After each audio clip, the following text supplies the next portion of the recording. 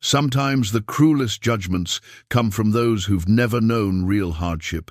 In a small Wyoming frontier town in 1873, everyone agreed that Eleanor Marsh was the ugliest woman they'd ever seen, scarred, silent, and worth nothing except the land her dead father left behind.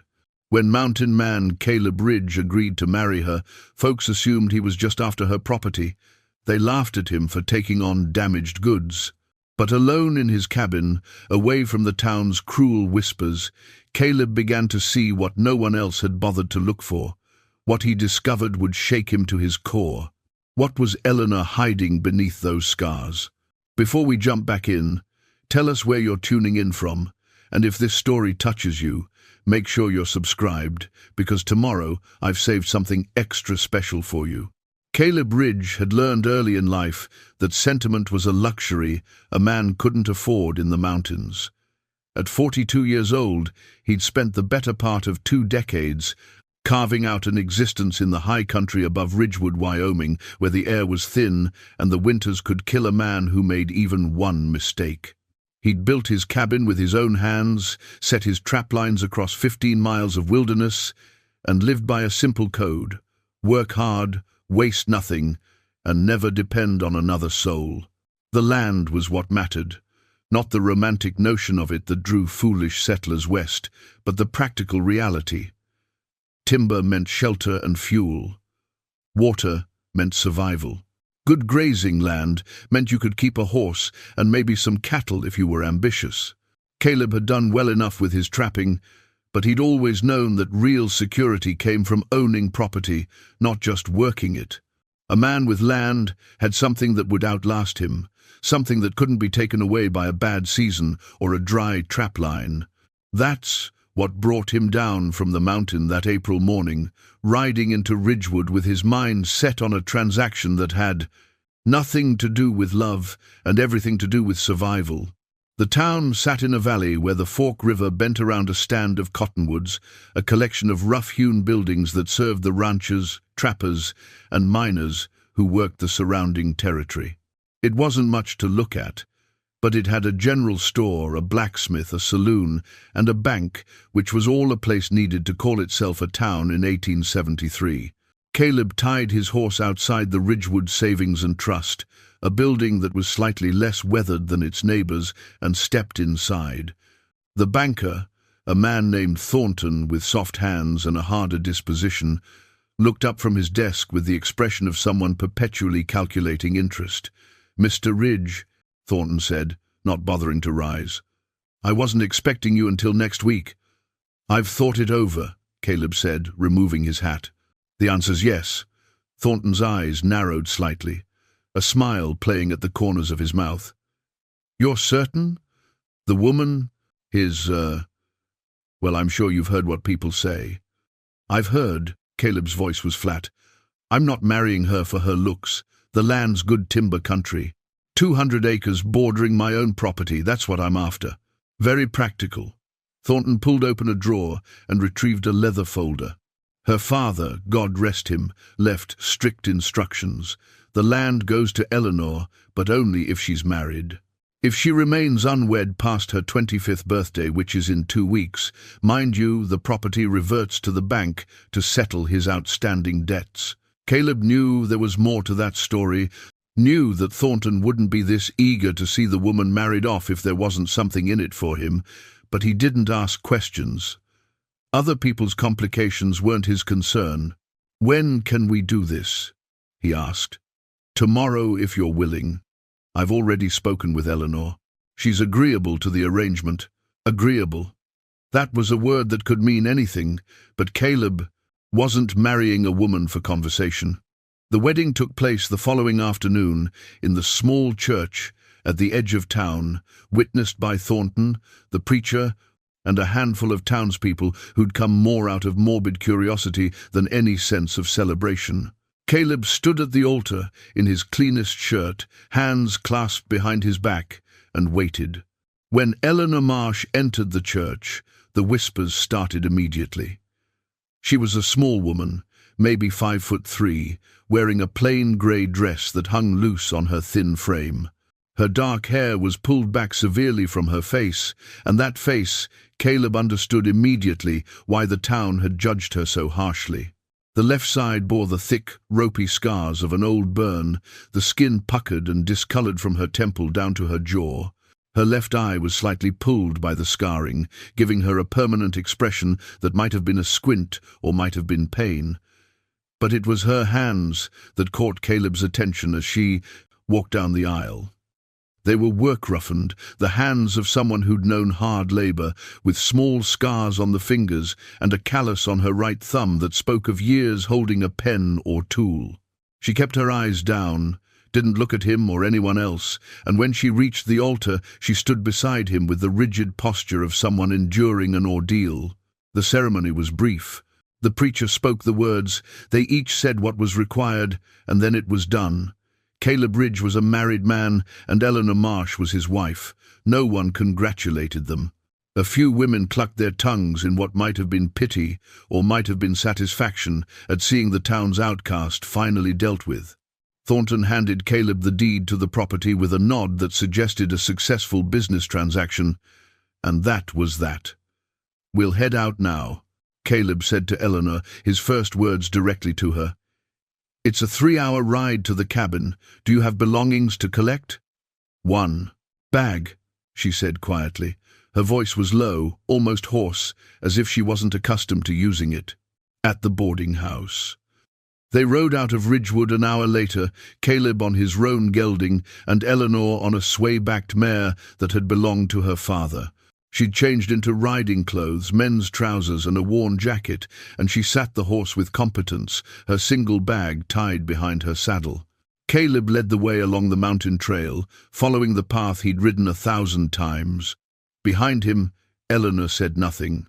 The only sounds were the horse's hooves on the rocky ground, the call of a hawk overhead, and the whisper of wind through the pine trees. He tried to imagine what she might be thinking. This woman who'd just married a stranger to keep her inheritance, who was leaving the only town she'd probably ever known to live in, isolation with a man who'd made it clear he wanted her land, not her. But Caleb had never been good at imagining other people's thoughts, and they didn't start now. The mountains rose around them as they climbed, the valley falling away below. The air grew cooler, scented with pine and the last traces of winter snow that still clung to the shadowed ravines. This was Caleb's world, the place where he made sense, and for the first time since he'd decided on this marriage, he felt the weight of what he'd done. He'd brought someone into his life, into his carefully maintained solitude, and there was no taking it back now. When they reached the cabin 3 hours later, the sun was lowering toward the western peaks, casting long shadows across the clearing Caleb had carved from the forest. The cabin was solid, built from lodgepole pine, with a stone chimney and a covered porch. It wasn't large, one main room with a sleeping loft and a lean-to for storage, but it was well made and weather-tight, and it had been his alone for 12 years. Eleanor dismounted without waiting for help, her movements stiff from the long ride. She stood, looking at the cabin, her scarred face unreadable, and Caleb found himself wondering what she saw. A prison? A refuge? Just another place where she wasn't wanted? "I'll see to the horses," he said. "You can go inside. There's a stove for cooking, water barrel by the door. Make yourself—" He paused, the word home catching in his throat. "Make yourself familiar with things." She nodded once and picked up her bag. Caleb watched her climb the 3 steps to the porch, her hand trailing along the railing he'd smoothed with his own plane. She opened the door and disappeared inside, and for a long moment Caleb just stood there in the fading light, holding the reins of both horses, wondering what in God's name he'd just done. The land was his now. That's what mattered. The land was his, and he'd expanded his holdings, and he was a more secure man than he'd been 2 days ago. He told himself that as he led the horses to the small barn, as he unsaddled them and rubbed them down, as he forked hay into their stalls, he told himself that sentiment was a luxury, that he'd made a practical choice, that a man alone in the mountains needed to think about the future. But when he finally walked back to the cabin and saw the lamplight glowing in the window, saw the smoke rising from the chimney she must have lit, he felt something he couldn't quite name. Not regret exactly, not anticipation either. Perhaps it was just the strange sensation of knowing that when he opened that door, someone would be on the other side of it. After 12 years of solitude, Caleb Ridge would no longer be alone. That first evening passed in awkward silence. Eleanor had indeed lit the stove and set a pot of coffee to boil, and she'd unpacked her single bag, placing her few belongings on the shelf Caleb indicated with a nod. They ate a simple meal of salt pork and beans, sitting at opposite ends of the rough-hewn table, the scrape of spoons against tin plates the only sound between them. When darkness fell fully, Caleb gestured to the loft.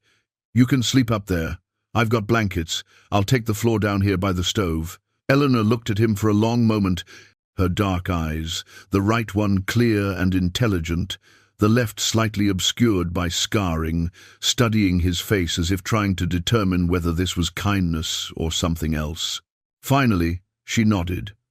"Thank you," she said, and those two words, soft as they were, seemed to hang in the air between them long after she'd climbed the ladder to the loft. Caleb lay awake that night on his bedroll, listening to the unfamiliar sound of another person breathing in his home. The wind picked up outside, rattling the shutters he'd made last autumn, and somewhere in the distance a wolf howled. Normal sounds, familiar sounds, but everything felt different now. He woke before dawn, as was his habit, and found Eleanor already awake, sitting at the table with something in her hands. She looked up when she heard him stir, and quickly tucked the object away in her pocket.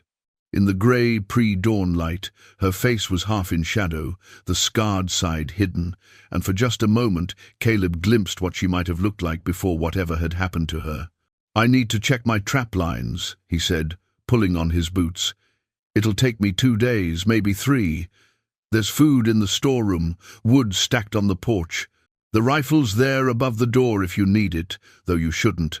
Nothing much comes around here except deer and the occasional black bear, and they're more afraid of you than you are of them." Eleanor stood. "I can manage," I figured. He shrugged into his coat, loaded his pack with supplies. "I'll be back by Friday evening." He left without further conversation, stepping out into the cold morning air with something like relief. The trap lines were his work, his routine, and out there in the wilderness he could make sense of things. He could forget that his life had just changed, in ways he hadn't fully considered.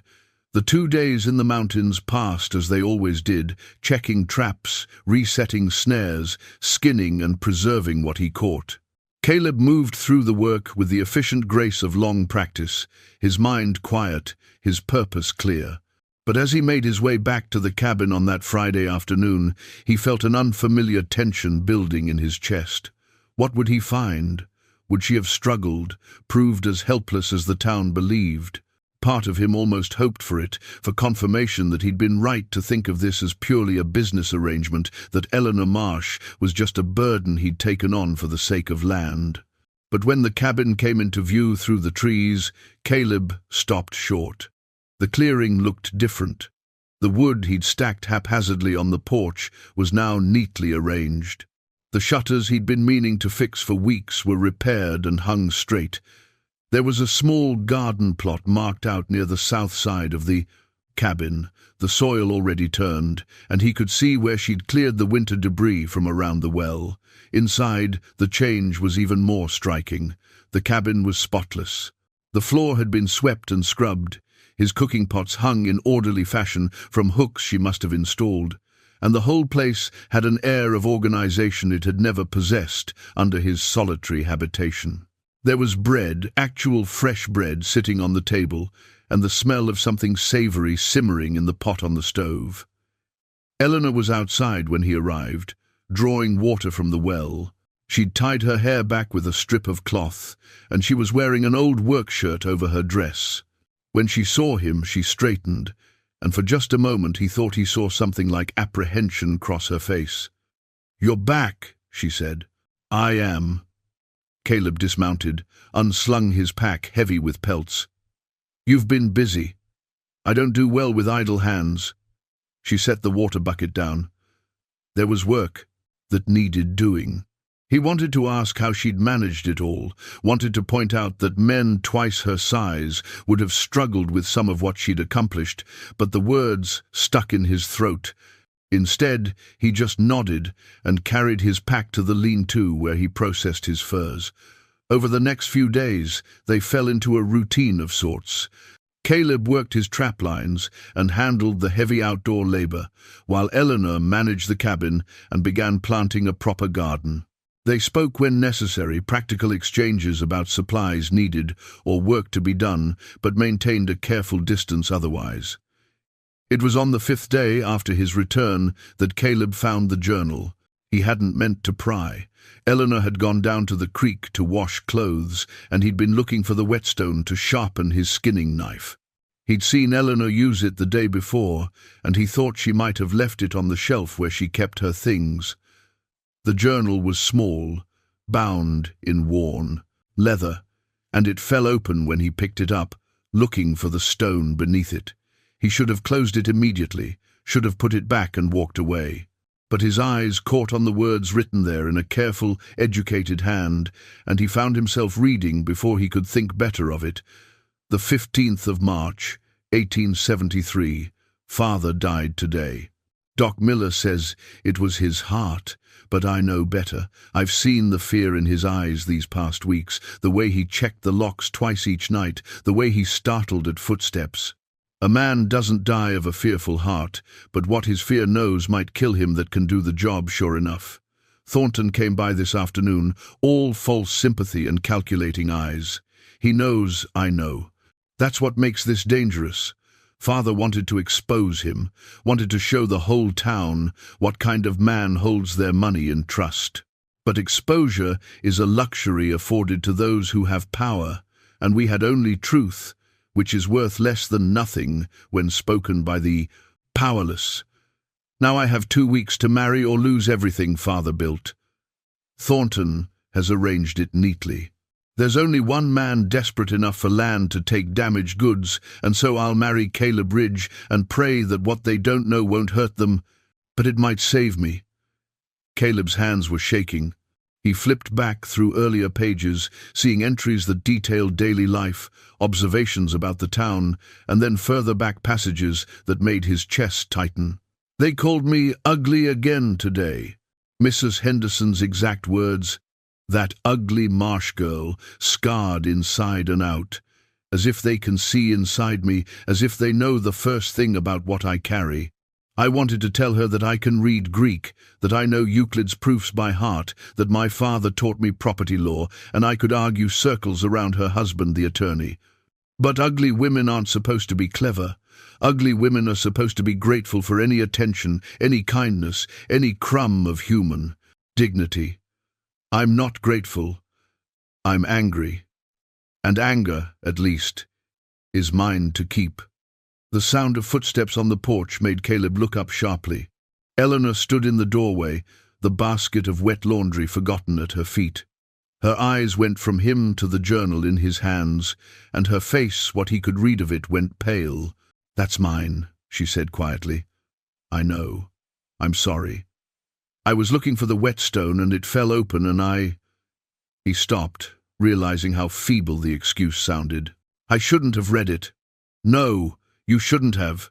She came forward, hand extended, and he gave her the journal. She held it against her chest like armor. "Those are my private thoughts. I understand that." Caleb stood, feeling the awkwardness of his size in the small cabin, feeling like an intruder in his own home. "But I read enough to know you're not what they said. What the town said. You're educated. I'm what?"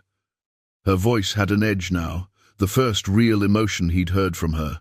"I'm not simple. Not helpless. Not the pathetic creature you thought you were saddling yourself with for the sake of 200 acres.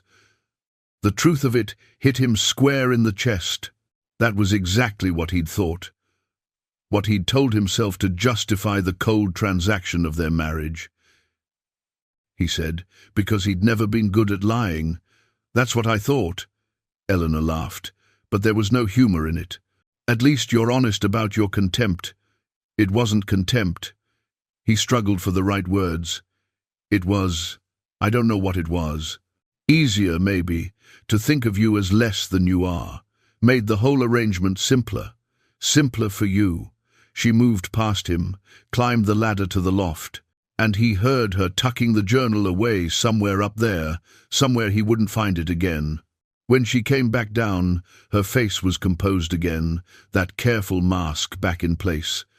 The whetstone is in the lean-to. I used it yesterday to sharpen the hoe. Eleanor Mrs. Ridge, she corrected, and the formality was like a slap. If we're to live here together, we should at least maintain proper address. She picked up the laundry basket and went outside, leaving Caleb standing in the cabin that suddenly felt smaller than it ever had, even in his years of solitude. That night they ate in silence again, but it was a different kind of silence than before. This one thrummed with unspoken things, with the weight of exposure on both sides. Caleb had seen inside her mind, had glimpsed the intelligence and anger she kept hidden, and she knew that he knew.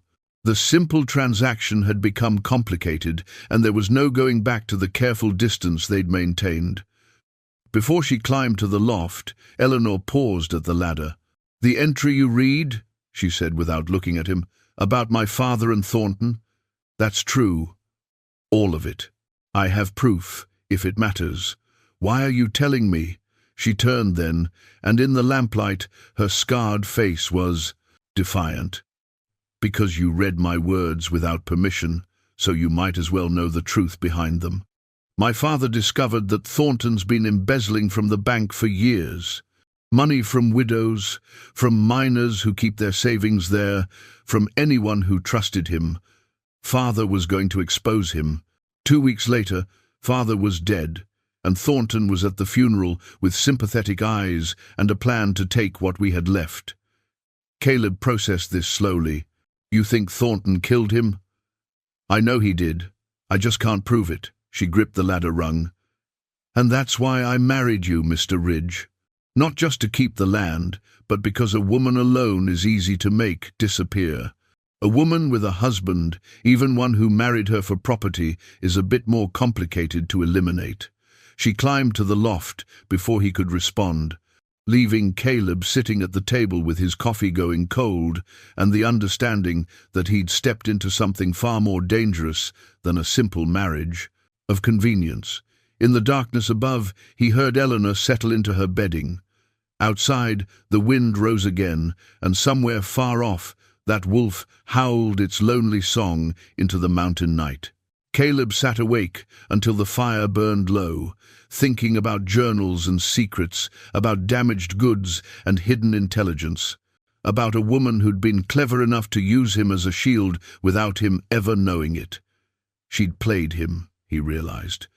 Played him as surely as he'd thought he was using her. And the strangest part was that he couldn't find it in himself to be angry about it. Maybe respect was the word for what he felt. Or maybe it was something closer to the first stirrings of actual curiosity about who Eleanor Eleanor Ridge really was, beneath the scars and silence. The days following the journal incident were careful ones. Eleanor maintained her distance, and Caleb didn't push. They worked their separate tasks, him on the trap lines and maintenance of the property, her tending the growing garden and managing the increasingly organized cabin, and spoke only when necessary. But something had shifted. The air between them felt charged with awareness, with the knowledge that they'd each seen past the surface of what the other presented. Caleb found himself watching her when she didn't know he was looking. The way she moved had an efficiency to it, no wasted motion, as if she'd learned to accomplish tasks with the minimum expenditure of energy. Her hands were always busy, mending, cooking, working the garden soil, and those hands, he noticed more and more, bore the marks of someone who'd known labor long before she came to his cabin. A week after he'd read the journal, Eleanor did something that surprised him. She asked a question. "The trap nearest the creek," she said over breakfast. The one by the old lightning-struck pine. It's been empty 3 days running.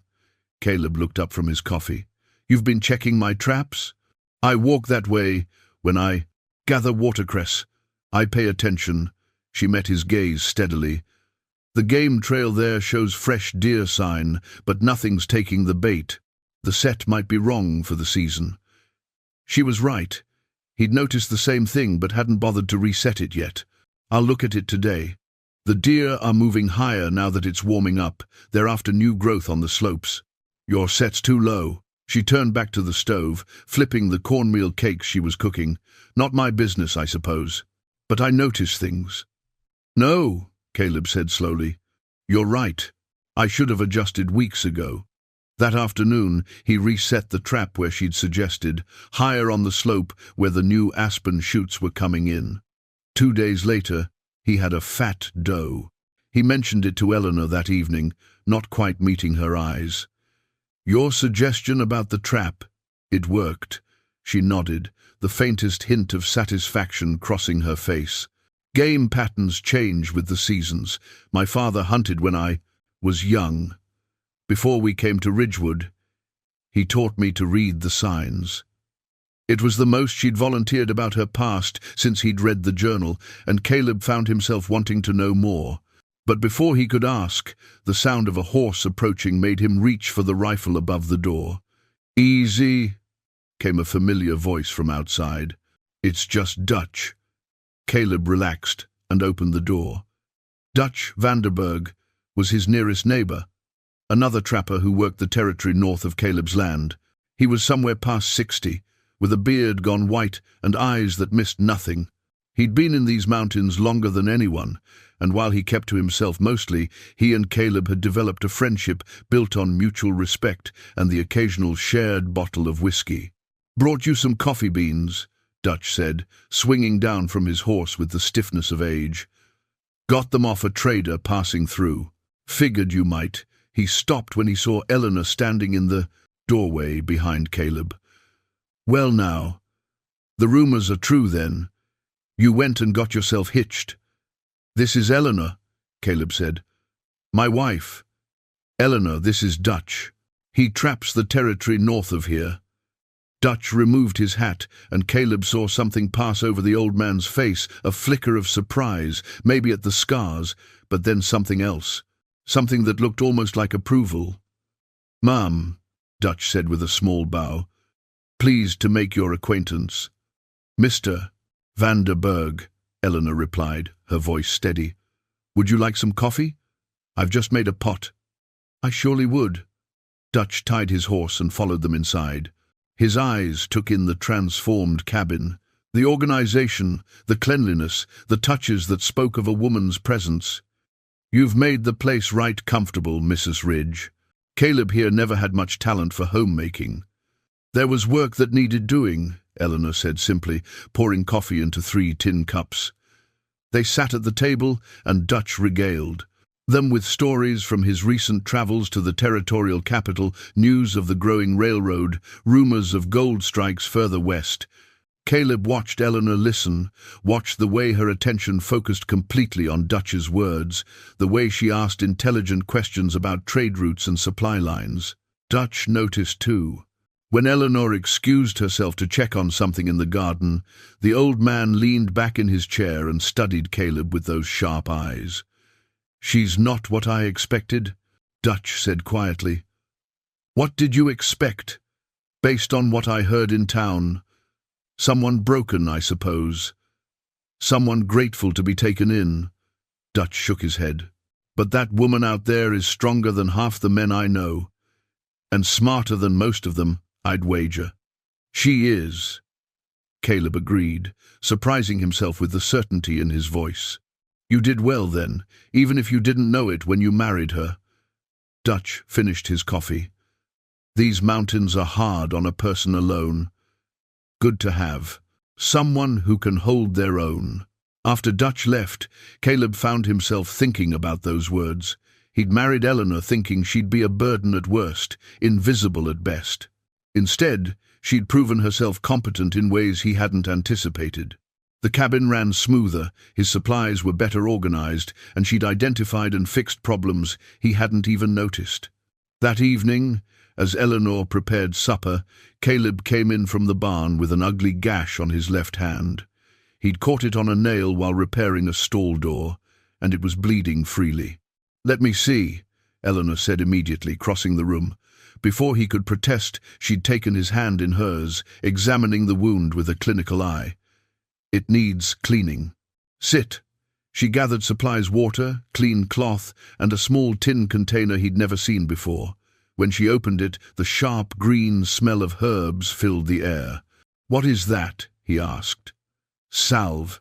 I made it from plants I gathered by the creek, comfrey, calendula, a bit of pine resin." She cleaned the wound with steady hands, her touch surprisingly gentle. "It'll keep infection out and help it heal faster." Caleb watched her work, fascinated despite himself. Her scarred face was close to his hand, her attention completely focused on the task. The left side of her face, the damaged side, was toward him, and he found himself really looking at it for the first time, not at the scarring itself, but at the bone structure beneath. The fine line of her jaw, the curve of her cheekbone. She'd been beautiful once, before whatever happened to her. "Where'd you learn healing?" he asked. Eleanor's hands paused for just a moment before continuing to apply the salve. "My mother. She was handy with herbs and simples. Taught me before she died." "How old were you?" "When she died, 12. Eleanor wrapped clean cloth around his hand, tying it off with efficient movements. "Old enough to remember everything she taught me. Young enough that it still hurt to lose her. I'm sorry." She looked up at him then, and for just a moment the careful guard dropped from her eyes. "So am I." The wound healed cleanly over the next week, leaving barely a scar. Caleb found himself looking at the tin of salve Eleanor had made, impressed despite himself. She hadn't just made do in his cabin, she'd improved it, had brought knowledge and skills he'd never thought to value. One evening, as they sat on the porch watching the sun set behind the western peaks, Caleb broke the comfortable silence. "The scars on your face," he said, then immediately regretted the words. "I apologize. That's not my business." Eleanor was quiet for so long he thought she wouldn't answer. Then, her voice low, she spoke. "There was a fire. The barn at my father's property in Ridgewood. I was 17. I saw the smoke, saw that the horses were still inside." She touched her face absently, tracing the line of the worst scarring. "Managed to get 2 of them out before the roof came down. The third, I couldn't reach him. A burning timber fell and caught me across the face." "You went into a burning building to save horses," Caleb said, the admiration clear in his voice. "They would have died. I couldn't let that happen without trying." She looked at him, and in the fading light he could see the determination that had driven that 17-year-old girl into the flames. "The town said it was my fault, the fire. Said I'd been careless with a lantern. It wasn't true, but the truth didn't matter. After that, I was the scarred, ugly marsh girl who'd nearly burned down the livery. That's cruel. People are." She stood, brushing off her skirt. "But cruelty teaches you who to trust. And it's a short list." As she went inside, Caleb sat alone in the gathering darkness, thinking about courage and cruelty, about a young woman who'd run into fire to save animals and been punished for it. The town had judged her by her scars, had decided she was worthless, because she no longer fit their idea of what a woman should look like.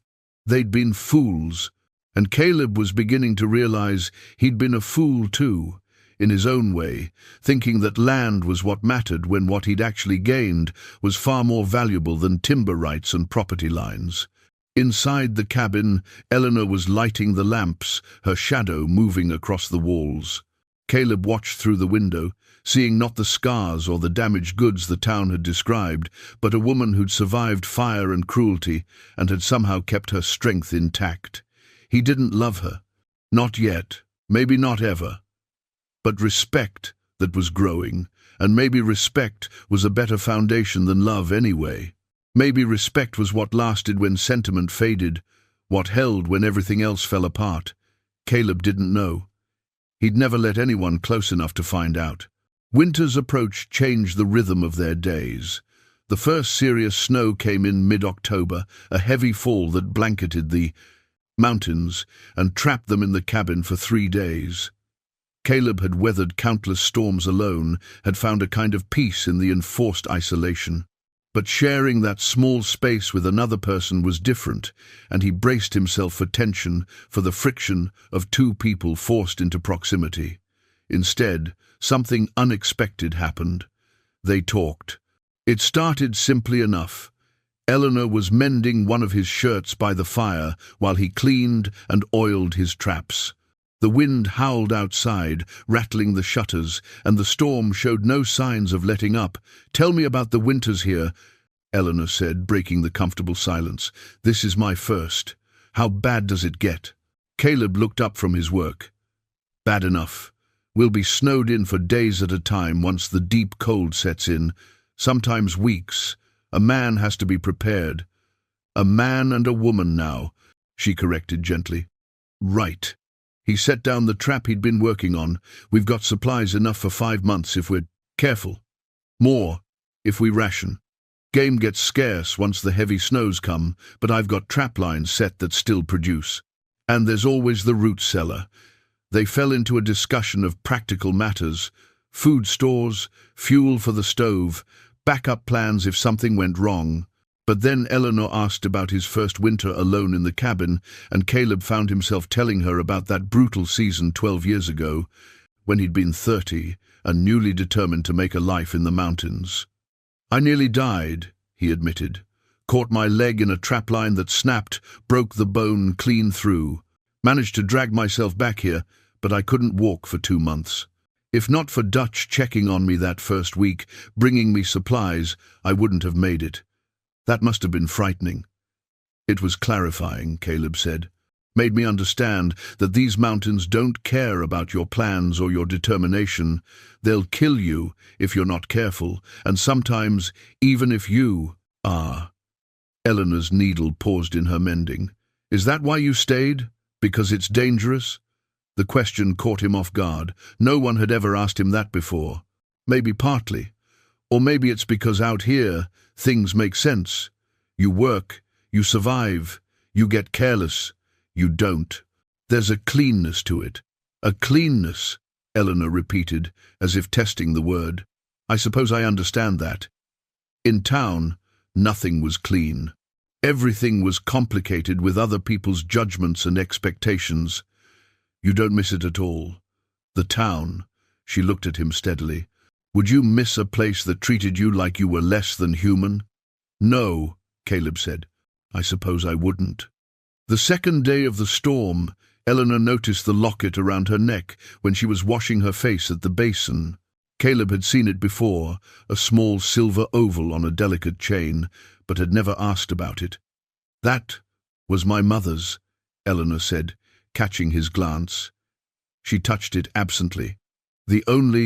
The thing I have left of her besides memories. You don't have to explain." "I know," but she opened it anyway, showing him the tiny portrait inside. A woman's face, delicate and fine-boned, looked out from the small frame. She was beautiful. Everyone said so. I looked just like her before. She gestured to her scarred face. Caleb studied the portrait, then looked at Eleanor. Even with the scarring, he could see the resemblance, the same bone structure, the same intelligent eyes. "You still do," he said, and meant it. Eleanor snapped the locket shut, but not before he saw something flicker across her face. Disbelief, maybe, or the faint stirring of hope that someone might see past the damage. That evening, trapped inside by the storm's fury, they sat by the fire, and Eleanor did something she'd never done before. She laughed. It happened when Caleb was telling her about one of his early trapping mishaps, when he'd set a snare for rabbit and caught a skunk instead. The way he described the aftermath, the stench, his desperate attempts to wash it off in a freezing creek. Dutch's refusal to let him in the cabin for a week struck her as funny, and the laugh bubbled up before she could stop it. The sound transformed her face. For just a moment, the careful guard dropped away, and Caleb saw joy there, genuine and unguarded. It struck him with unexpected force. He'd never heard her laugh before, hadn't realized until that moment that he'd been waiting to hear it. "I'm sorry," Eleanor said, trying to compose herself. "That's terrible." "It was terrible," Caleb agreed, grinning despite himself. "Worst week of my life. But Dutch still brings it up whenever he wants to humble me." The laughter faded, but something of its warmth remained. They sat in the firelight, the storm raging outside, and for the first time since she'd arrived, Caleb felt like they were truly sharing the space, rather than just occupying it separately. "Can I ask you something?" Eleanor said, after a while. "You can ask. I may not answer. Why did you come to the mountains? You said things make sense here, but what were you running from?" Caleb considered lying or deflecting or simply refusing to answer. But the storm, the firelight, the unexpected comfort of her presence, all of it conspired to loosen his tongue. "A war," he said finally. "I was a soldier for a while. Union Army, saw things I'd rather forget. Did things I can't forget. When it was over, I tried to go back to regular life, but nothing fit anymore. The noise of cities, the crowd of people, all of it felt wrong. So I came here, where it's quiet, where the only life I'm responsible for is my own." Eleanor nodded slowly. "Sometimes isolation is protection." "It is, but it's lonely too." Caleb looked at her, saw the understanding in her eyes. She knew about isolation as protection, about the walls people built to survive. "Yes," he said, "it's lonely too." Later that night, as Eleanor climbed the ladder to the loft, she paused halfway up. "Thank you," she said. "For what?" "For talking to me like I'm a person." "Not many people do." She disappeared into the loft before he could respond, leaving Caleb alone with the fire and the storm and the slow, creeping realization that something had changed between them. The careful distance they'd maintained was eroding, worn away by proximity and unexpected moments of connection. He told himself it was just the storm, just the forced intimacy of being trapped together.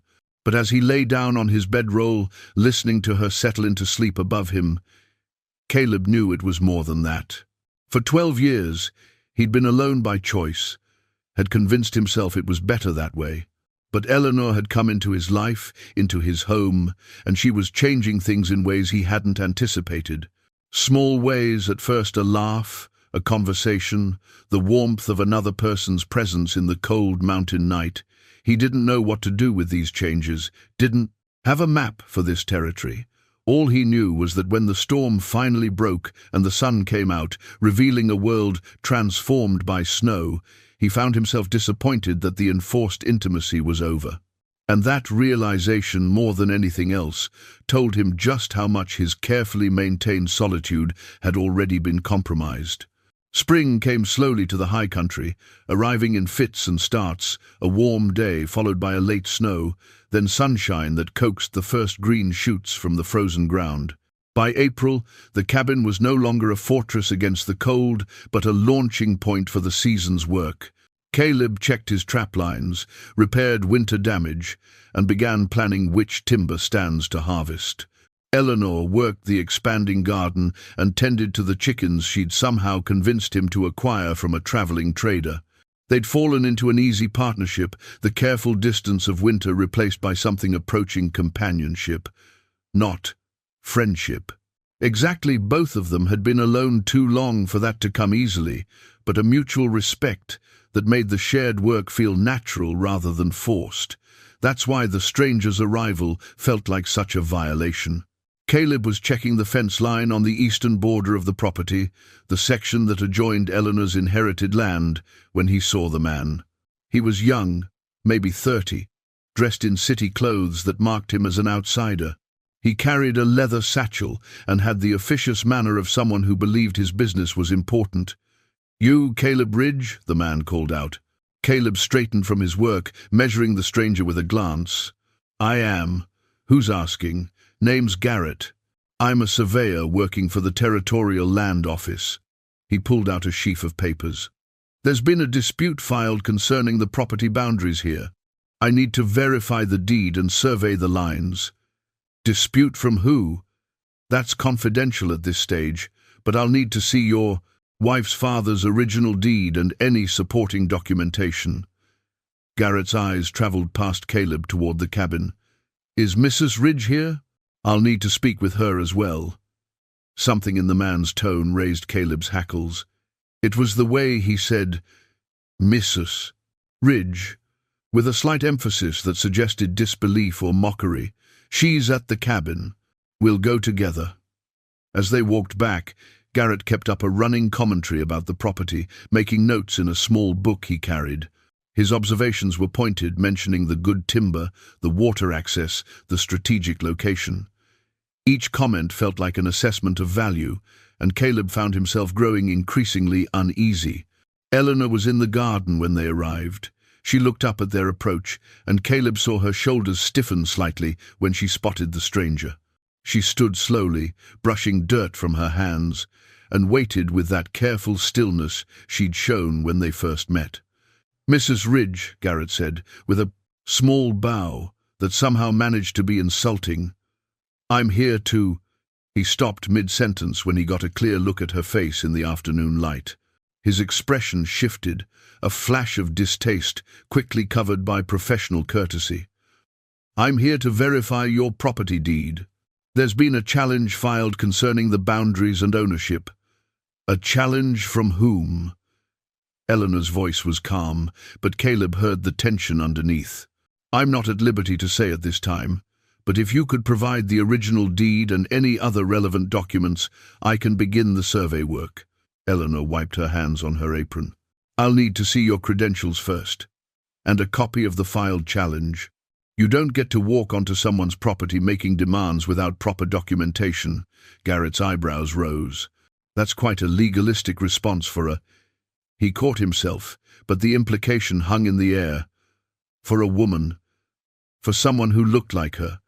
For a property owner," he finished lamely.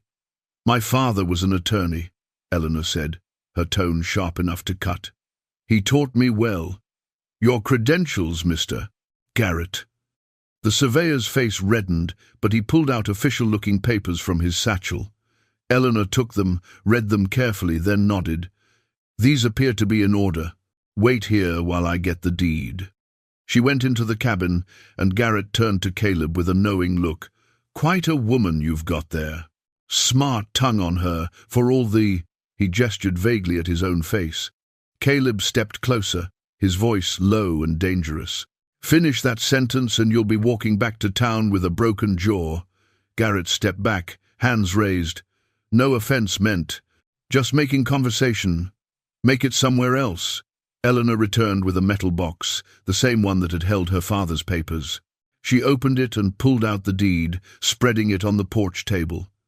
Garrett studied it, comparing it to his survey maps, and Caleb watched. Eleanor's face as the man worked. She was reading the documents upside down, her eyes tracking the text with the speed of someone used to legal language. "There," she said, pointing to a paragraph on the challenge document. "That claim of debt, reference section 14, clause 3. That debt was settled in full in 1870, 3 years before my father died. There's a receipt in this box that proves it."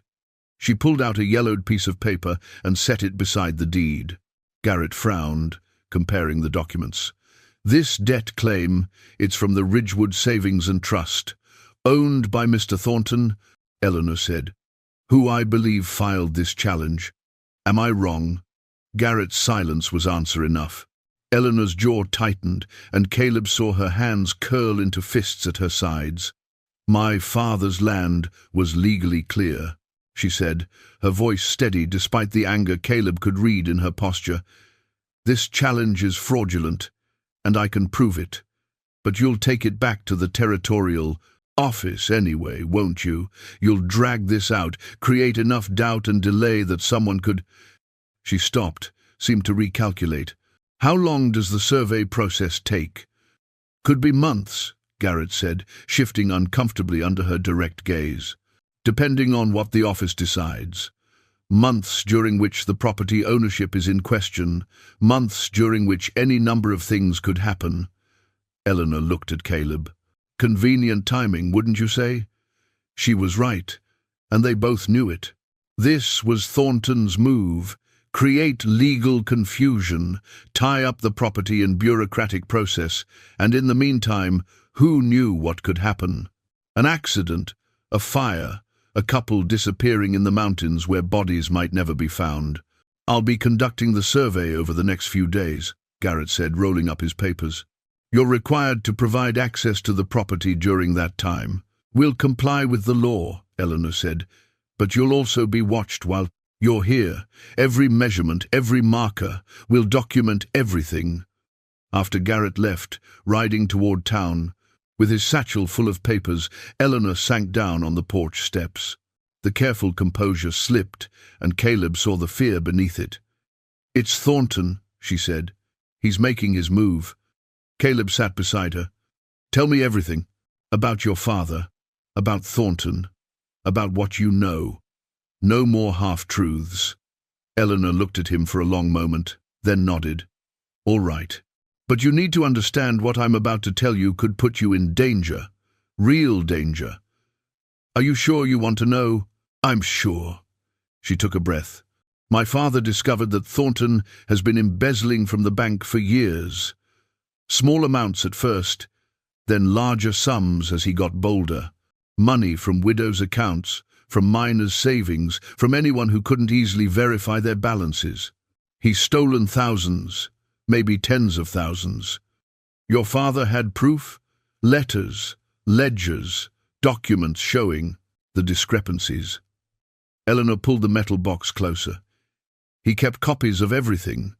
He was going to present it all to the territorial marshal. He was going to bring formal charges. But then he died. And you think Thornton killed him?" "I know he did. I just can't prove how." Her voice was quiet but certain. "My father was healthy, strong. He didn't just drop dead of a heart ailment. But Doc Miller is in Thornton's pocket, and the ruling was natural causes. No investigation, no questions asked." Caleb processed this, understanding now why Eleanor had been so desperate to marry, to get out of town, to have someone standing between her and Thornton. "So marrying me saved my life, probably." She looked at him. "I needed protection. A woman alone, Thornton could make disappear easily. A married woman is more complicated, especially married to someone like you. Someone like me. Someone competent. Someone who knows these mountains and could fight back if necessary." Eleanor's hand touched his arm briefly. "I used you, Caleb. I'm not proud of it, but I won't apologize for surviving." He should have been angry. Part of him was the part that had prided himself on never being anyone's fool. But mostly he felt something else. Admiration, maybe, for her cunning. Respect for her will to live. And underneath it all, a growing protectiveness that surprised him with its intensity. "All right," he said. "So Thornton wants you dead, and the property reverted to the bank. Now he's using legal channels to create confusion and opportunity. What's our move?" "Our move? You said it yourself. You're married now. That means we're in this together." Caleb stood, offering her his hand. "So what do we do?" Eleanor took his hand, let him pull her to her feet. For the first time since Garrett had arrived, something like hope crossed her face. "We fight back. We take the evidence to the territorial capital, file charges against Thornton before he can make another move. But it's dangerous. He has connections, money, influence. I have Dutch and a rifle," Caleb said. "And apparently a wife who knows more about law than most attorneys. That'll have to be enough." Eleanor actually smiled then, small but genuine. You're not what I expected, Caleb Ridge. Neither are you, Eleanor Ridge. He looked toward the mountains, where the sun was starting its descent behind the western peaks. Neither are you. That night, they sat at the table going through all the documents in Eleanor's box. Letters between her father and other attorneys, ledger copies showing discrepancies in account balances, statements from people who'd noticed money missing from their accounts. It was damning evidence, enough to put Thornton away for years if they could get it in front of the right authorities. We leave in 3 days, Caleb decided. Soon as I can arrange things with Dutch to watch the property. We take everything to the Territorial Marshal's office, file formal charges, and let the law handle it. The law hasn't been on my side before. It will be this time. This is too big, too documented. Thornton may have influence in Ridgewood, but the territorial government is different. Caleb reached across the table, covered her hand with his. Trust me. Eleanor looked down at their joined hands, then up at his face.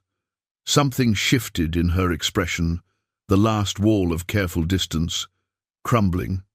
I do, she said quietly. I trust you. It was the first time either of them had said those words, and they carried weight beyond their simple meaning. Trust was what had been missing, what they'd both been too scarred and cautious to offer. But here, now, with danger closing in and the stakes higher than land or property or survival, they'd found it. Caleb didn't let go of her hand, and Eleanor didn't pull away. They sat like that in the lamplight, two people who'd married as strangers, finding something unexpected between them. Not love, not yet, but the foundation for it. Trust, respect, partnership, the things that might matter more in the end than passion or romance. Outside, the mountain night settled in, and somewhere in Ridgewood, Thornton was planning his next move. But for the first time since this all began, Eleanor and Caleb weren't facing it alone. They had each other, and that changed everything. The next morning, while Caleb was out checking the trap lines one final time before their departure, Eleanor did something she'd been putting off since the day she arrived. She went to the loose floorboard beneath her bed in the loft, the one she'd discovered her second week in the cabin, and retrieved the box she'd hidden there. It was smaller than the one that held her father's papers, made of plain wood with a simple latch. Inside were the things she'd kept secret, the pieces of her past she hadn't trusted Caleb to know. Not because she didn't think he'd understand, but because some truths were so dangerous that sharing them meant sharing the risk. But if they were going to the territorial capital, if they were going to stand before authorities and tell their story, Caleb needed to know everything. No more secrets, no more carefully maintained walls. She brought the box downstairs and set it on the table, then sat and waited for him to return. When Caleb came through the door an hour later, he saw her sitting there with the box and stopped. "What's that?" "Something I should have shown you before now." Eleanor gestured to the chair across from her. "Sit, please." He sat, his eyes on the box, and Eleanor took a steadying breath before opening it. Inside were letters, dozens of them, tied with string. Beneath the letters was a small leather journal, different from the one Caleb had found before. And at the very bottom, wrapped in cloth, was a folded piece of paper that looked official. "These are letters between my father and a man named Edmund Carstairs," Eleanor began. Carstairs was a federal investigator, looking into bank fraud across the territories. My father contacted him 2 months before he died, gave him preliminary information about Thornton's embezzlement. Caleb picked up one of the letters, scanned it quickly. Did this Carstairs investigate? He was planning to. But my father died before they could meet in person. And then Carstairs wrote to say he'd been reassigned to another case, something about railroad fraud in Utah territory. He never followed up on Thornton. Eleanor's voice was steady, but Caleb could hear the frustration beneath it. "I wrote to him 3 times after my father died. He never responded." "You think Thornton got to him? I think Thornton has more reach than we realized. Enough to derail a federal investigation, enough to make problems disappear." She pulled out the journal. This is the full accounting my father kept. Every discrepancy, every missing payment, every falsified ledger entry. It's all documented here. Caleb flipped through the journal's pages, seeing columns of numbers, dates, names. The scope of the theft was staggering. This is enough to hang him. It should be. Eleanor reached for the wrapped paper at the bottom of the box, hesitated, then unwrapped it. But there's something else. Something I haven't told you because it changes everything. The paper was a wanted poster, old and faded but still legible. Caleb read it slowly, his expression shifting as he took in the details. A woman wanted for murder in Kansas Territory. Name, Catherine Brennan. Age, approximately 22 when the poster was issued 5 years ago. Distinguishing marks, severe scarring on left side of face. Reward, $500. He looked up at Eleanor, and she met his gaze without flinching. "That's you," he said. It wasn't a question. "That's me." Or it was. Eleanor's hands were folded on the table, perfectly still. "My real name is Catherine Brennan. Eleanor Marsh was an identity my father created when we came to Wyoming. The murder charge is both true and not true." She took a breath, and Caleb saw her gathering herself to tell a story she'd probably never fully told anyone. "When I was 17, there was a man, Richard Calloway. He owned a large ranch outside of Wichita, had money and influence and a reputation for getting what he wanted. He decided he wanted me." Caleb's jaw tightened, but he didn't interrupt. "I refused him, repeatedly. But he was persistent, and my mother had just died, and my father was struggling to keep his law practice afloat. Calloway saw vulnerability and thought he could exploit it." Eleanor's voice was flat now, reciting facts. "One night, he came to our house when my father was away. He forced his way in. He tried to—" She stopped, swallowed. "I fought him. There was a struggle. He grabbed me, held me down, and I reached for anything I could find. It was a fireplace poker. I hit him with it, and he fell, hit his head on the hearth. You killed him in self-defense. I thought I'd killed him. There was so much blood, I panicked and ran. My father found me the next day, half frozen and incoherent, hiding in an abandoned barn 10 miles outside of town." Eleanor touched her face. "The scars, they're not from a barn fire. Calloway gave them to me during the attack. He had a knife, meant to terrify me into submission. Instead, he marked me in a way that made running almost impossible." Caleb was quiet for a long moment, processing this. "So you've been running ever since." "My father helped me escape. We went to Denver first, then to Cheyenne, finally to Ridgewood. He created the Eleanor Marsh identity, the story about the barn fire, everything. We thought we'd gotten far enough away, thought the scars would make me unrecognizable. And for 5 years, it worked. But now I'm married to you, and we're about to make a lot of noise accusing a powerful man of serious crimes. Someone's going to look closely at me, at my past, at my identity. And if they do," she gestured to the wanted poster, "that's still out there, still active. The reward's still posted." Caleb picked up the poster again, studied the description, the drawing that bore only a passing resemblance to Eleanor. "Anyone could recognize you from this.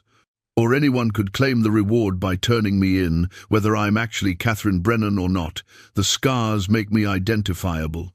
Make me a target. Why are you telling me this now?" Eleanor met his eyes steadily. "Because if we go to the territorial capital, if we make accusations against Thornton, he'll use this against me. He'll find this poster, or he already has it, and he'll turn me in. Either to discredit me as a witness or to simply eliminate me as a problem. And if that happens, if I'm arrested, tried, maybe hanged, you need to know the truth. You need to know what you're risking by standing beside me." Caleb set the poster down carefully. His mind was working through the implications, the dangers, the weight of what she'd just entrusted him with. She'd killed a man, was wanted for murder, had lived under a false identity for 5 years. Any one of those things should have sent him to the door, should have made him reconsider everything. Instead, he felt a fierce, protective anger rising in his chest. "Did Calloway die?" he asked. "I don't know. The wanted poster says murder, but I never confirmed he was actually dead. I ran before I could find out. So you might not even be guilty of the crime they want you for. Does it matter? If I'm arrested, they'll hang me anyway. A woman who fought back against a powerful man, that's not self-defense in their eyes. That's uppity. That's deserving of punishment." Eleanor's voice carried the weight of years of understanding exactly how the world worked for women like her. "I used you as protection against Thornton, but I also put you in danger by bringing my past into your life. If you want to walk away from this, I'd danger. Understand?" Caleb stood, walked to the window, looked out at the mountains he'd called home for so many years. Behind him, he could hear Eleanor's careful breathing, could feel her waiting for his decision. She'd given him an out, had laid all her cards on the table and given him the choice to leave. He'd married her for land, for property, for practical, selfish reasons that had nothing to do with her as a person. But that was before he'd seen her strength, her intelligence, her courage. Before he'd learned that she'd run into a burning building to save horses, that she'd fought off an attacker and survived, that she'd lived 5 years under constant fear of discovery and had never once let it break her. She was stronger than any person he'd ever known, and Thornton wanted to destroy her. Caleb turned back to face her. "We're not walking away, either of us. We're going to the territorial capital, we're filing charges against Thornton, and we're doing it together. Even knowing what it could cost you, especially knowing that." He came back to the table, sat down across from her. "You saved yourself from that man. Whatever happened was self-defense, and any reasonable person would see that. And if Thornton tries to use your past against you, we'll fight that too. But we're not running. Not anymore." Eleanor's eyes were bright with unshed tears, her scarred face vulnerable in the afternoon light. "Why? Why would you risk this for me?" Caleb reached across the table and took both her hands in his. "Because you're my wife. Because you deserve someone standing beside you for once in your life. And because—" he paused, surprised by the truth of what he was about to say. "Because somewhere along the way, this stopped being about land and became about you, about us." A single tear traced down Eleanor's scarred cheek, and she squeezed his hands. "I never expected this. Never expected you. Neither did I." Caleb smiled, small but genuine. "But here we are." They sat, like that for a long moment, hands joined across the table, two damaged people finding something whole in each other. Outside, Dutch was probably making his way up the mountain trail, coming to hear the plans for watching the property. Tomorrow, they'd begin the journey to the territorial capital, carrying evidence that could bring down a powerful man and secrets that could destroy them both. But for now, in this moment, they had something they'd both lost faith in ever finding. They had each other, and they had the truth, and they had a fighting chance. Sometimes that was enough. They left for the territorial capital 3 days later, just as the first real warmth of spring settled into the high country. Dutch had arrived the evening before, bringing supplies and agreeing to watch both properties while they were gone. He'd listened to their plans without comment, his weathered face giving away nothing. But when Caleb finished explaining, the old man simply nodded. "You're doing the right thing," Dutch said. "That Thornton's been stealing from folks for too long. Someone needs to stand up to him." "It might get dangerous," Caleb warned. "Son, I've survived 40 years in these mountains. I think I can handle one crooked banker." Dutch's eyes shifted to Eleanor. "You watch yourself out there, Mrs. Ridge. Men like Thornton don't take kindly to being exposed." "I'll be careful," Eleanor promised. The journey to the territorial capital took 3 days of hard riding. They followed the main wagon road south and east, staying at way stations where they could and camping in the open when they couldn't. Eleanor rode with the competence Caleb had come to expect, never complaining about the long days in the saddle or the rough accommodations. On the second night, camped beside a creek, under a canopy of stars, Eleanor opened the locket she always wore and showed Caleb the portrait inside again. This time, she told him about her mother, not just the facts of her death, but the memories. The way she'd sung while working in the kitchen, the stories she'd told, the fierce love she'd shown her daughter. "She would have liked you," Eleanor said, surprising Caleb. "She always said a good man was one who kept his word and stood by his people." "You're that kind of man." "I hope so," Caleb said. "I'm trying to be."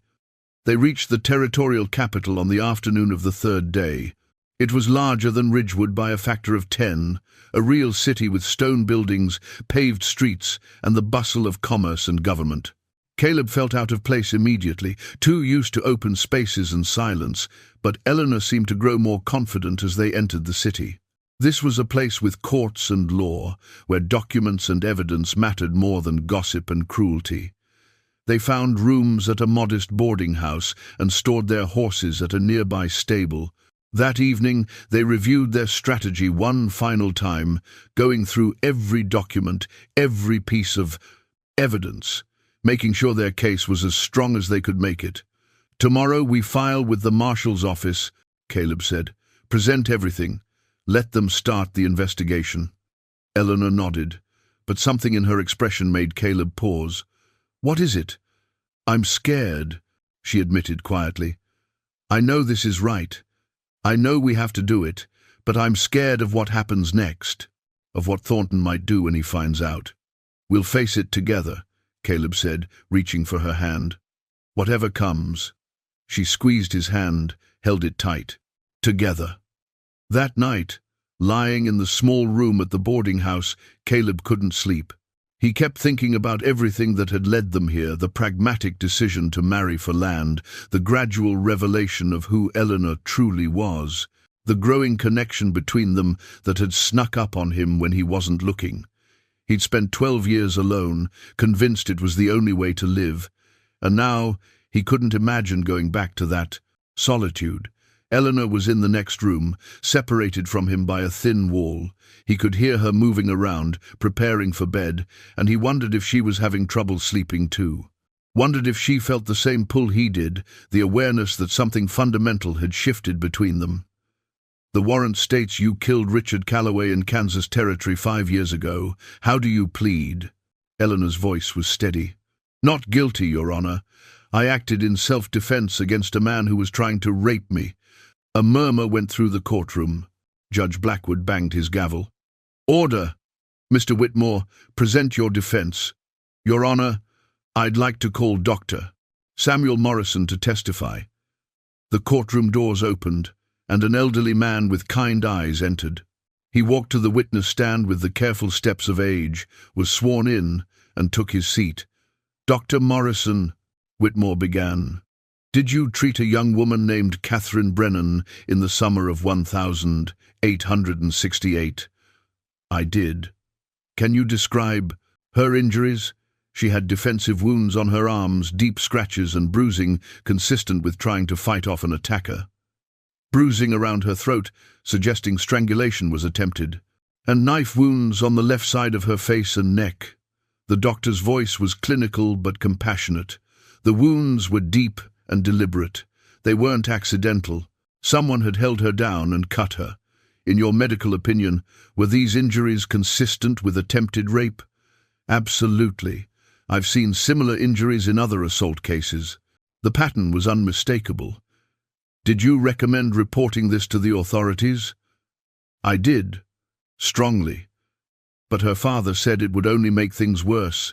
That Calloway was too powerful, too connected, that they'd never get justice and would only put Catherine in more danger by accusing him." Whitmore turned to the judge. "Your Honor, Richard Calloway was a wealthy rancher with political connections. He had a documented history of violence toward women. I have statements from 3 other women who were assaulted by him but were too afraid to press charges. Catherine Brennan, at 17 years old, fought back when he tried to rape her. In the struggle, he fell and hit his head. She fled because she knew no one would believe her over him. She knew the scars he'd given her would be used to make her seem like a monster rather than a victim.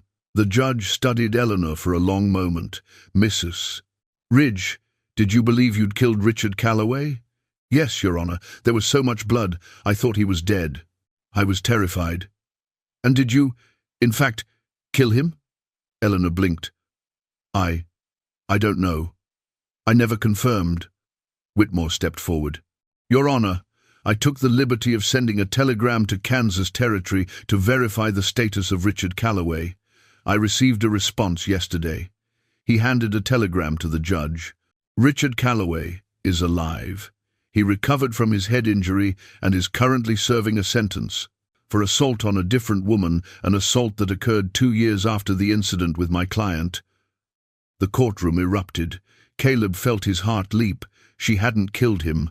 All these years of running, of fear, of living under a false identity, and the man was alive. Judge Blackwood read the telegram, then looked up sharply. "So there was no murder at all?" "No, Your Honor. At worst, this was assault in self-defense. But since Calloway survived, and my client had every reason to believe she was defending her life, there's no crime here at all." "What about the wanted poster?" Thornton's lawyer demanded. "She's still a fugitive from justice. The poster was issued based on initial reports that Calloway had died," Whitmore explained. "Those reports were premature. And given that Calloway is now a convicted felon himself, and given the documented evidence of his assault on my client, I move that all charges against Mrs. Ridge be dismissed." Judge Blackwood was quiet for a long moment, reviewing the documents before him. The courtroom held its collective breath. Finally, he looked up. "I'm troubled by several things in this case," he said. "First, that a young woman was brutally assaulted and felt she had no choice but to run rather than seek justice. Second, that a wanted poster remained active for 5 years without anyone verifying whether the alleged victim was actually dead. Third, and most significantly, that this warrant was used as a weapon by Mr. Thornton to silence accusations against himself." He turned to Thornton. "Your timing in producing this warrant is suspect, sir. You presented it immediately upon Mrs. Ridge's arrival to file charges against you. That suggests you've been holding it in reserve, waiting for the right moment to deploy it." "I only recently became aware," Thornton began, but the judge cut him off. "Save it for your own hearing, which will be extensive, I assure you." He turned back to Eleanor. "Mrs. Ridge, the charges against you are dismissed. You're free to go." Eleanor swayed slightly, and Caleb was already moving before he consciously decided to, pushing through the crowd to reach her. She turned as he approached, and the look on her face, relief, disbelief, joy all mixed together, was something he'd remember for the rest of his life. He swept her into his arms right there in the courtroom, propriety be damned, and held her as she finally let herself shake with the release of 5 years of fear. "It's over," he whispered into her hair. "You're free. You're safe." Behind them, the courtroom was chaos. Thornton was shouting at his lawyer, demanding action. The people from Ridgewood were whispering among themselves, their certainty in Eleanor's guilt shattered. Judge Blackwood was giving instructions to the deputy marshal about securing Thornton's banking records. But Caleb and Eleanor were in their own world, holding each other, feeling the weight of the past finally lift. When they finally separated, Whitmore was there with a smile. "Congratulations, Mrs. Ridge. You're a free woman." "Thank you," Eleanor said, her voice thick with emotion. "Thank you for believing me." "Truth has a way of coming to light," Whitmore said, "even when powerful people try to bury it." Judge Blackwood called them back to order. "Mr. Thornton, you'll remain in the territory pending investigation and trial on the embezzlement charges. Your assets are frozen as of this moment. Mrs. Ridge, I'm ruling that your property deed is clear and legitimate. Any claims against it are dismissed." Thornton's face was purple with rage. "You're making a mistake." I have connections. I have friends in high places who will what? Judge Blackwood's voice was cold. Use their influence to help you escape justice? I suggest you stop talking, Mr. Thornton. You're only making things worse for yourself. The hearing was adjourned, and Caleb and Eleanor walked out of the courthouse into the bright afternoon sun. They stood on the steps, blinking in the light, trying to process that it was really over. I can't believe it, Eleanor said. I keep thinking I'll wake up and still be in that cell. You won't. This is real. Caleb took both her hands. You're Eleanor Ridge, free woman, landowner, and the bravest person I've ever known. She laughed, the sound pure and joyful. I'm Eleanor Ridge. I can say that now. I don't have to hide anymore. Never again. They were approached by several people as they descended the courthouse steps. Dr. Morrison, who clasped Eleanor's hands and told her he was proud of her courage. Dutch, who'd apparently ridden hard to be there for the hearing, greeting them with his usual laconic approval. Even a few people from Ridgewood, who approached hesitantly, shamefaced, to offer awkward apologies for how they'd treated her. Eleanor accepted their apologies with grace, but Caleb could see she didn't forgive them. Not yet. Maybe not ever. They'd had their chance to be kind and had chosen cruelty instead. That evening, as they prepared for the journey home, Eleanor opened her locket and looked at her mother's portrait one last time. She would have been proud of you, Caleb said, looking over her shoulder. She would have liked you, Eleanor replied. She always said to find a man who'd stand beside you, not in front of you or behind you, but beside you as an equal. Is that what I do? That's exactly what you do. She closed the locket and turned to face him. You saw me when everyone else looked away. You believed me when everyone else called me a liar. You stood with me when it would have been easier to walk away. I love you, Caleb said simply. There was never a choice. Not for me. I love you too. Eleanor reached up and touched his face, mirroring the gesture he'd made to her through the jail bars. Let's go home. Home, Caleb agreed. And for the first time in his life, that word meant more than just a place. It meant a person. It meant Eleanor. It meant the life they'd build together, built on truth and trust, and the kind of love that survived the worst the world could throw at it. The journey back to the mountain took 3 days, the same as the journey out, but everything felt different now.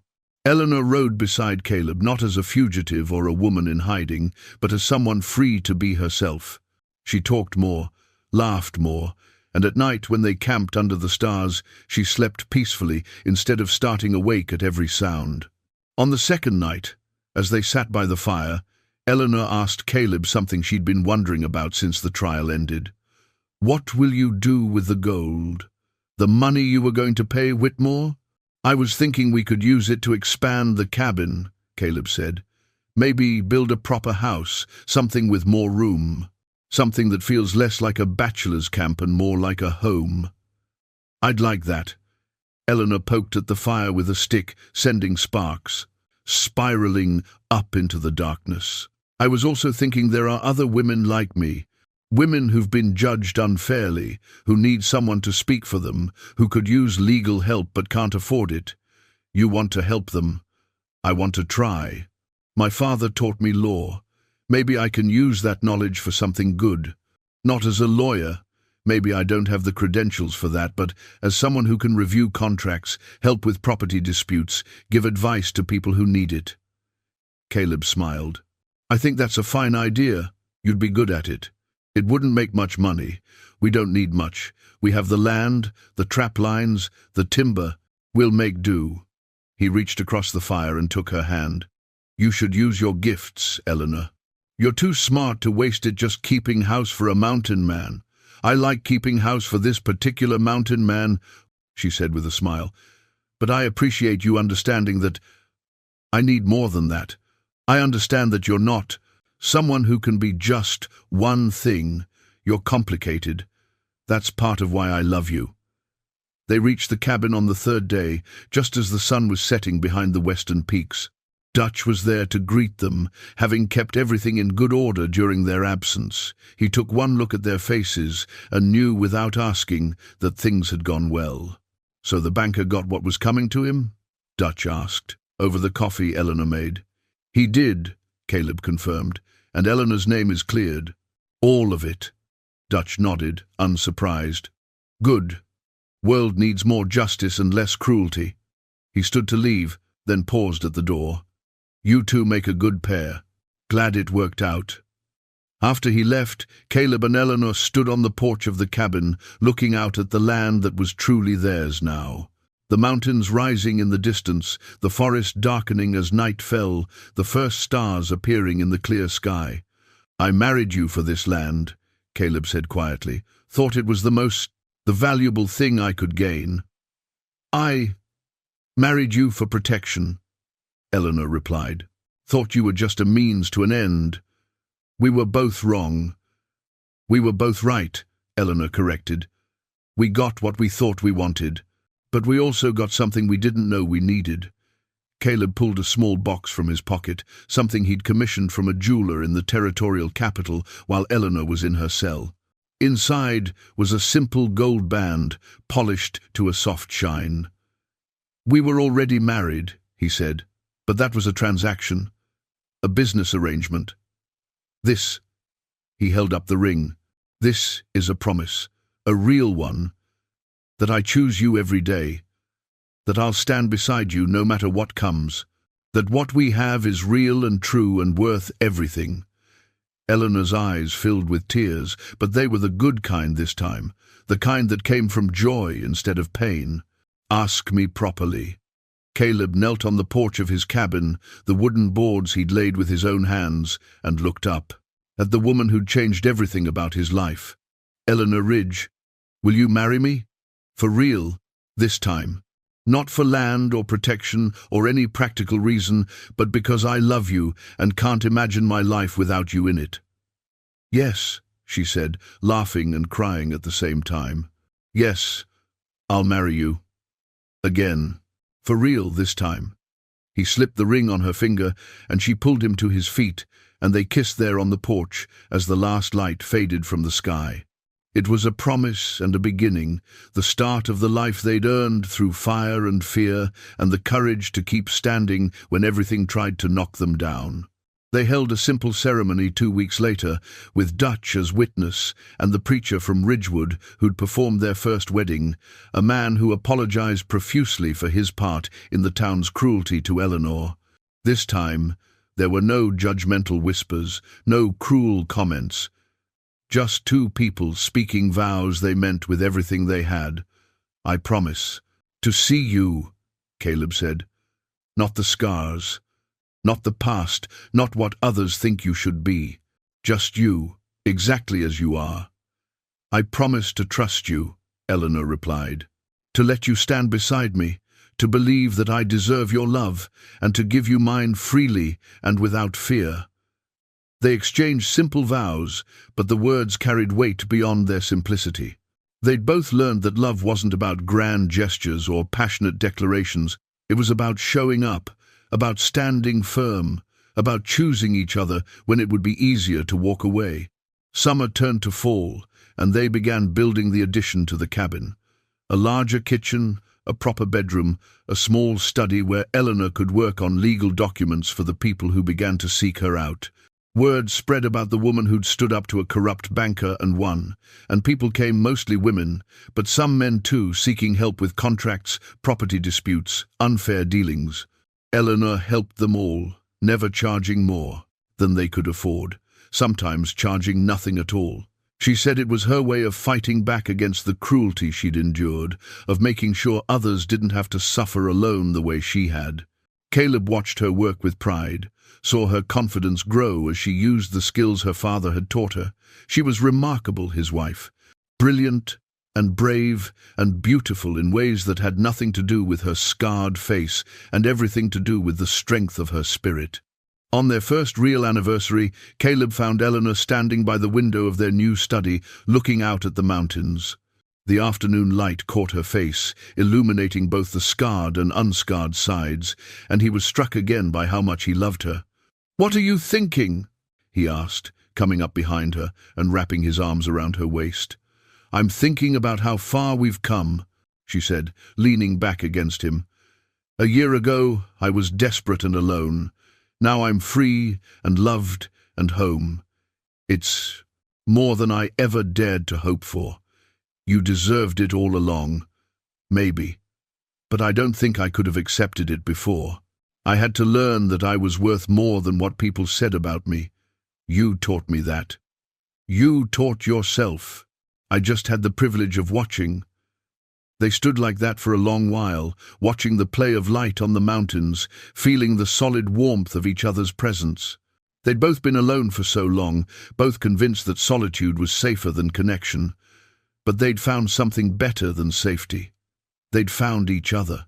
Outside, the mountain wind whispered through the pines. The land stretched out before them, wild and beautiful, and theirs.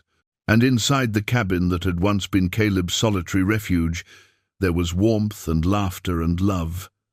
Sometimes the cruelest judgments come from those who've never known real hardship. Eleanor had known hardship, had survived it, had been marked by it in ways that would never fully fade. But those marks were part of her story now, part of the journey that had led her to this moment, to this man, to this life.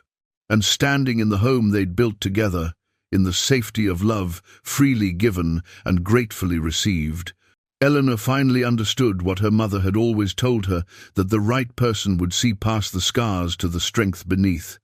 That true partnership meant standing beside each other as equals.